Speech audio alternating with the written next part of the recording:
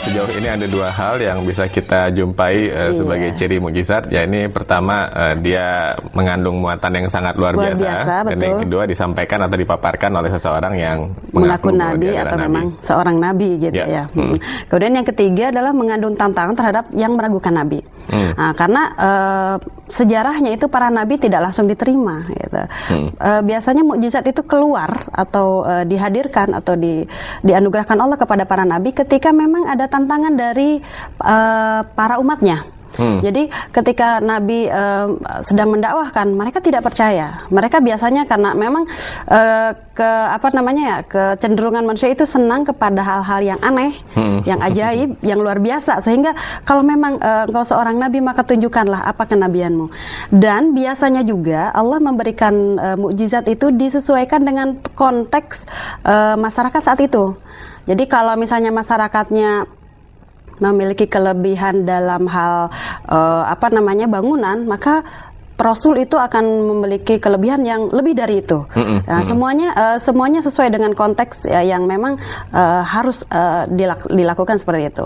Nabi Musa semuanya jadi memang betul-betul mengalahkan gitu, Mas. Jadi tidak walaupun misalnya lebih, tapi memang mereka tidak percaya itu lebih kan, tidak juga gitu, seperti itu. Ini perlu penekanan khusus ya. Artinya ketika saya menerangkan ini kepada siswa-siswi saya, begitu saya juga perlu menjelaskan bahwa Nabi ini berhadapan dengan masyarakat yang menentang bentuk perlawanannya ini. Nabi itu berhadapan dengan khalayak, bentuk tentangannya itu. Memang perlu demikian juga. Betul sekali. Kita contoh misalnya Nabi Musa. Nabi Musa itu kan hidup pada masa Fir'aun. Nah, Fir'aun itu kan kekuasaannya itu ditopang oleh dua kan, oleh kekuatan bala tentara, kemudian kekuatan para tukang sihir. Dan saat itu tukang sihirnya bisa merubah itu jadi kecil-kecil, jadi tongkat jadi ular yang kecil-kecil. Nah, kalaupun misalnya Nabi Musa harus lebih dari itu, sehingga tongkatnya bisa menjadi ular yang lebih besar dan bahkan memakan ular-ular kecil. Nah, jadi konteksnya memang sangat disesuaikan dengan apa yang harus dilakukan, apa yang dibutuhkan oleh para nabi saat itu, seperti itu. Tapi berarti rekan-rekan guru perlu betul memperkenalkan kepada siswa-siswinya bahwa ini loh masyarakat di zaman ketika nabi ini hidup seperti ini keadaannya, begitu ya? Betul. Jadi justru konteks sejarah saat itu harus sangat ditekankan oleh para guru sehingga tidak kehilangan maknanya gitu, tidak kehilangan maknanya.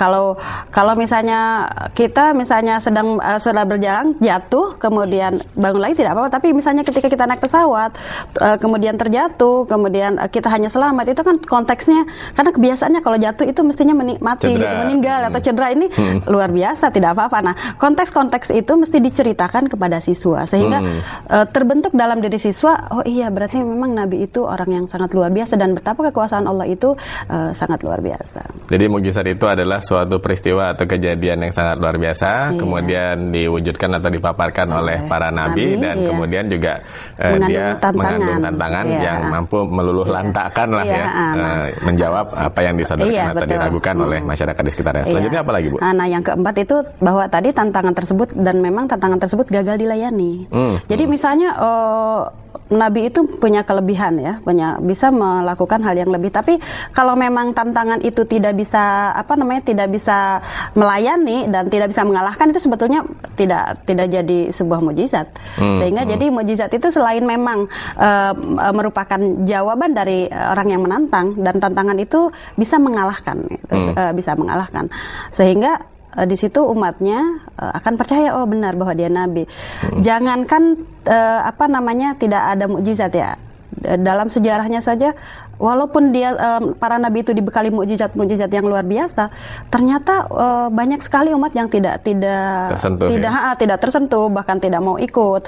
Jangankan orang yang jauh, anaknya sendiri, istrinya sendiri juga tidak ikut. Nah, hal-hal seperti itu kadang mungkin dalam konteks sekarang kita tidak paham, tapi itulah rahasia Allah gitu, seperti itu. Padahal sudah nyata-nyata diperlihatkan di depan mata begitu ya. Iya, seperti itu, betul. Bu, sebetulnya kegunaannya mukjizat ini apa sih? Artinya kan hadir atau terjadi peristiwa-peristiwa ajaib luar biasa ini kan bukan tanpa tujuan, bukan tanpa fungsi ya. Apa sebetulnya fungsi mukjizat? Nah, fungsi mukjizat di sini kita lihat ya, Mas Jenny ya. Fungsi mukjizat ini intinya adalah satu ya, sebagai bukti kenabian. Nah, bukti kenabian.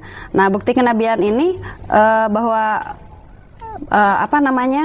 seorang nabi itu dibekali mukjizat untuk membuktikan secara tegas kepada kepada para umatnya bahwa nih saya benar nabi, dan biasanya mukjizat itu didatangkan karena permintaan umatnya gitu. Jadi bukti kenabian, sehingga kalau misalnya jadi kan setelah misalnya para rasul itu mendakwah, biasanya nanti ada tantangan, diminta inilah, diminta itu. Nah, mukjizat ini fungsinya kalau memang dia bagi umat yang tidak mempercayai adanya nabi, diharapkan dia percaya bahwa benar-benar nabi Allah. Tapi kalau misalnya yang kedua, misalnya dia umatnya itu sudah beriman, tetapi kemudian beliau umatnya itu melihat mukjizat. Nah, fungsi yang kedua itu berarti untuk menambah keimanan dan kepercayaan. Oh, benar-benar bahwa beliau adalah Rasulullah gitu. Sehingga walaupun sebetulnya dari segi bahasa kan tadi melemahkan. Walaupun secara istilah nanti tidak harus selalu melemahkan. Bagi yang sudah tidak percaya, fungsi melemahkan itu tidak ada. Karena saya walaupun tanpa mukjizat, misalnya saya sudah percaya. Jadi gitu. lebih kepada untuk menebalkan. Nah, menebalkan, lebih percaya gitu. Oh iya betul ya, mukjizat itu benar-benar terjadi. Beliau itu memang benar-benar seorang rasul gitu. Sehingga umatnya yang sudah beriman akan semakin beriman gitu. Kalau yang belum akan diharapkan untuk segera beriman. Sepanjang ribuan tahun sejarah umat manusia ya dengan Rasul dan Nabi yang diturunkan oleh Allah kepada kita begitu. Tentunya ada banyak sekali ragamnya mukjizat. Mungkin bisa diberikan satu penjabaran atau dibagi-bagi, dipilah-pilah sebetulnya macamnya mukjizat ini apa saja, Bu?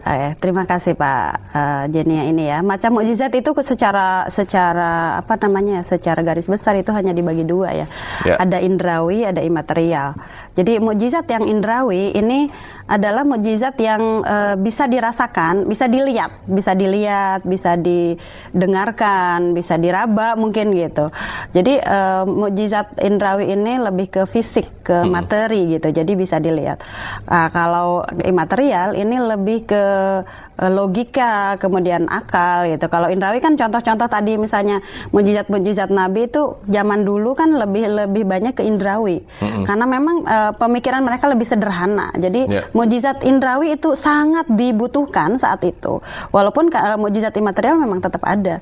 Bahwa ketangguhan Nabi, misalnya Nabi Ayub itu diberikan penyakit sebegitu besarnya, tetapi juga kesabaran yang sebegitu besarnya, itu mukjizat juga. Belum tentu kalau dia bukan seorang nabi atau misalnya kita sebagai manusia biasa, belum tentu dia sekuat itu. Nah, jadi imaterial ini lebih ke jiwanya, kemudian bisa kesabaran, kemudian ketabahan dia dalam mendidik umatnya, kemudian nanti imaterial itu kalau Nabi kita Nabi Muhammad itu berupa Al-Quran yang sampai sekarang Al-Quran itu masih ada, masih bisa dipakai. Jadi kalau mukjizat indrawi itu hanya pada saat itu, kemudian oleh umat Nabi tersebut, dan ketika Nabi tersebut telah tiada, umatnya telah tidak ada, itu selesailah mukjizatnya, itu seperti itu.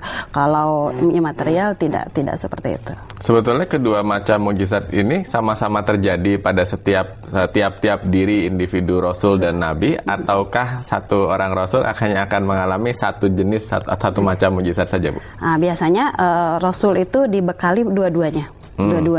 Karena tantangannya seperti itu, Mas. Jadi kalau misalnya Rasul itu mukjizatnya hanya indrawi, itu kan berarti Rasul tidak, karena kan sifat Rasul itu ada 4 kan, ada dia siddiq, dia amanah, dia fatonah, dia tabligh. Artinya keempat sifat itu sudah menunjukkan bahwa dia punya mukjizat imaterial. Artinya ketangguhannya, kecerdasannya itu melampaui orang-orang sekitarnya. Dan biasanya kalau Nabi itu diangkat dari kaum yang memang kaumnya.